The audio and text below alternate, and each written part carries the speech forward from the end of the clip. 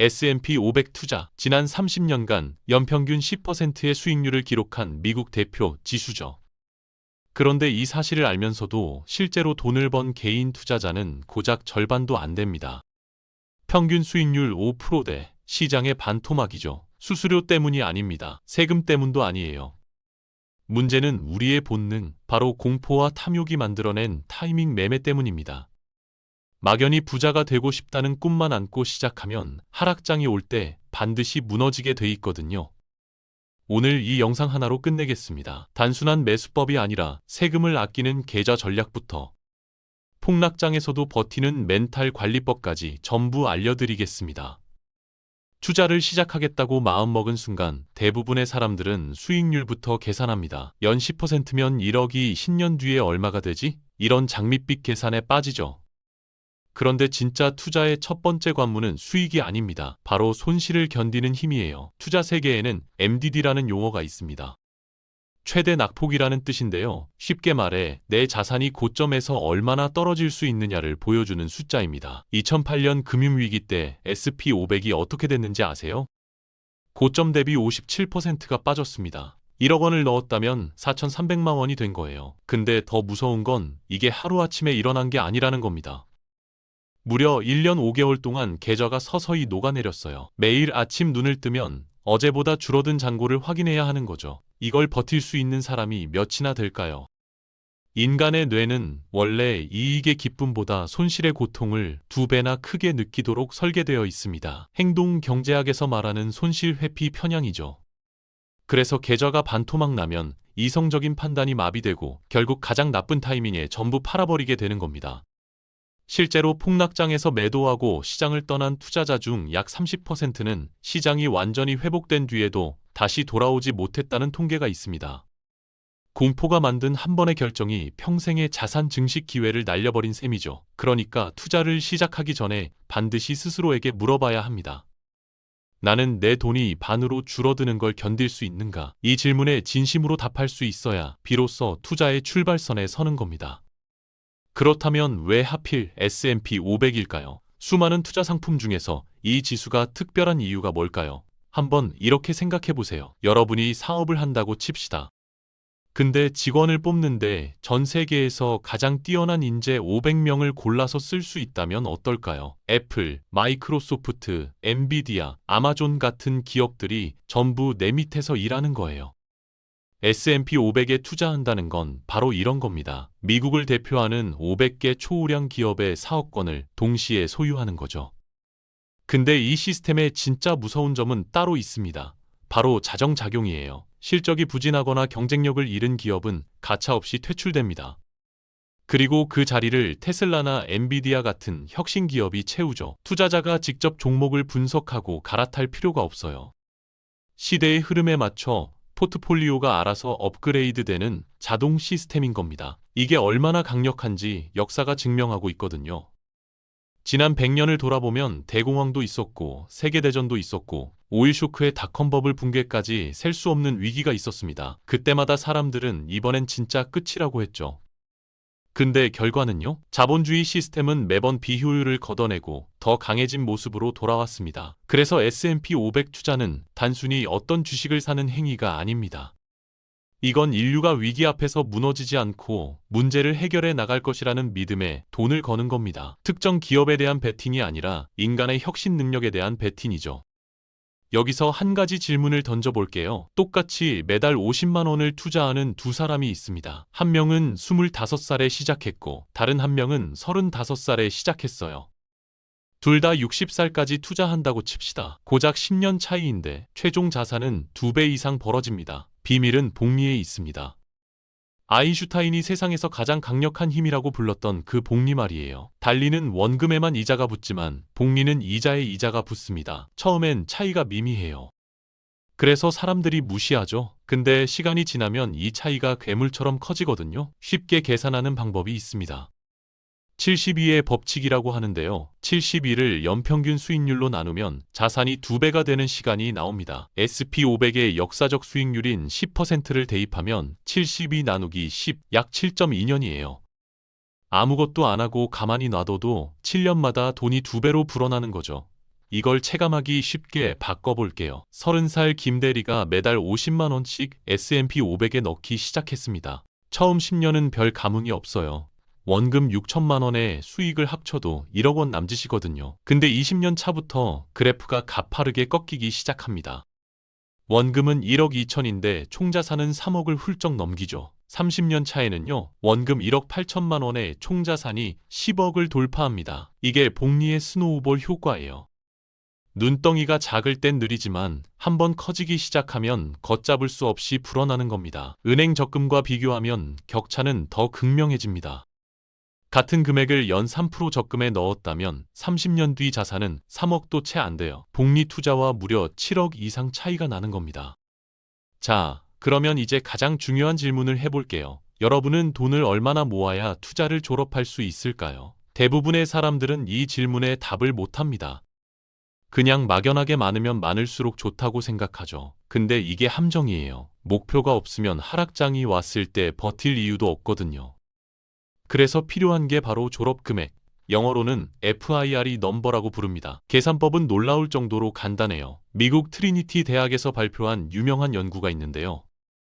은퇴 자산의 4%를 매년 꺼내 써도 원금이 고갈되지 않을 확률이 98%라는 겁니다. 이걸 뒤집어서 생각하면 내 연간 생활비에 25를 곱하면 졸업 금액이 나오죠. 예를 들어볼게요. 월 생활비가 300만 원인 사람이라면 연간 3,600만 원이 필요하고 여기에 25를 곱하면 9억 원입니다. 월 500만 원이 필요하다면 15억 원이 목표가 되는 거예요. 숫자가 크다고 겁먹을 필요 없습니다. 중요한 건 이 목표가 생기는 순간 투자의 성격이 완전히 바뀐다는 거예요. 더 이상 도박이 아니라 계획이 되는 겁니다. 36살 이 과장이라는 사람을 예로 들어볼게요. 이 과장은 월급에서 매달 100만 원을 S&P 500에 넣고 있거든요. 졸업 금액을 9억으로 잡았습니다. 어느 날 시장이 20% 폭락했어요. 주변 사람들은 난리가 났죠. 근데 이 과장은 오히려 웃었습니다. 왜냐면 같은 돈으로 더 많은 주식을 살 수 있게 됐으니까요. 목표 달성 시점이 오히려 앞당겨질 수 있는 박앤세일이 시작된 거예요. 이게 목표의 힘입니다. 숫자가 명확하면 하락장이 공포가 아니라 기회로 보이기 시작하거든요.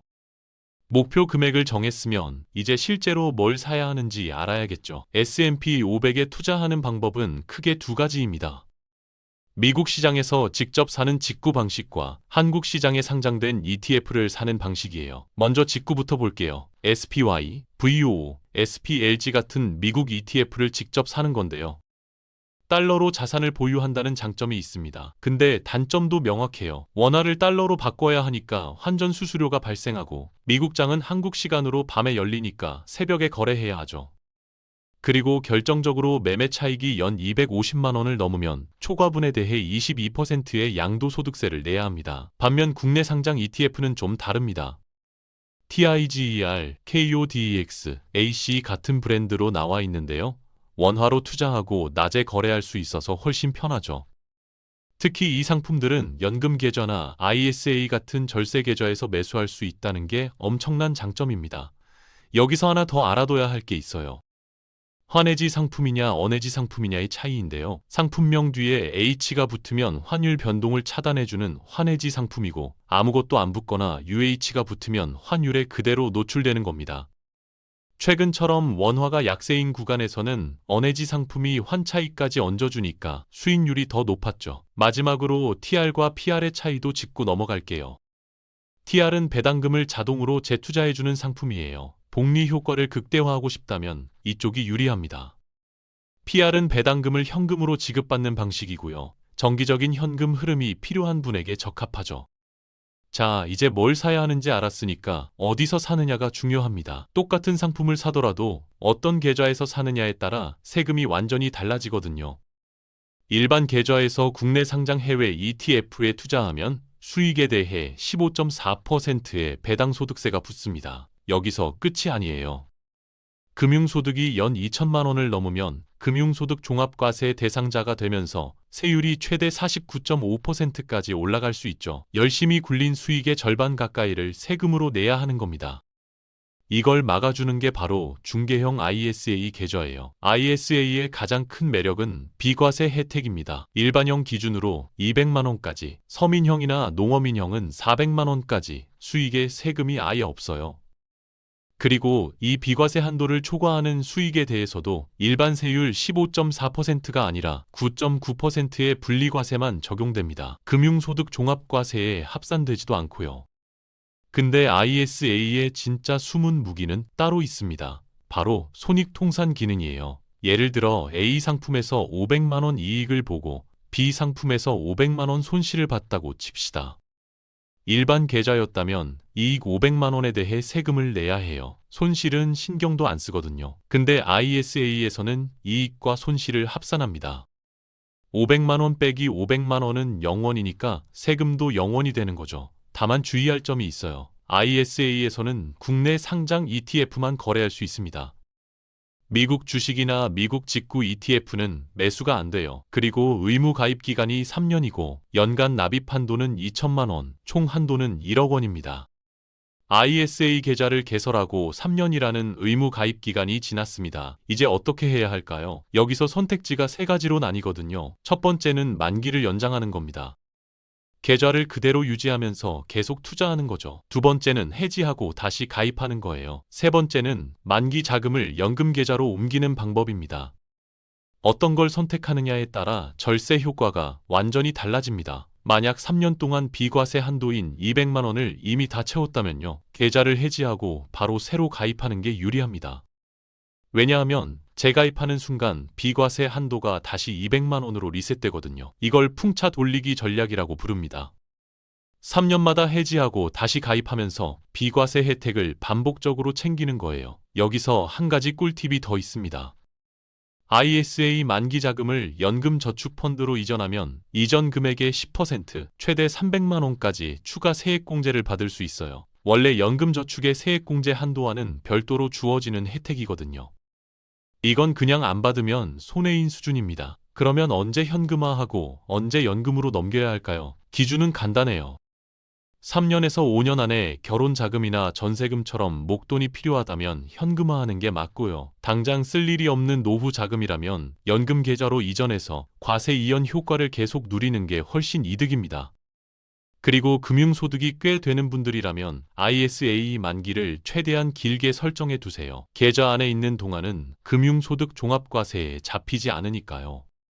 이제 절세의 최종 병기를 꺼낼 차례입니다. 바로 연금저축펀드와 IRP인데요. 이 두 계좌가 왜 중요한지 한 가지만 기억하세요.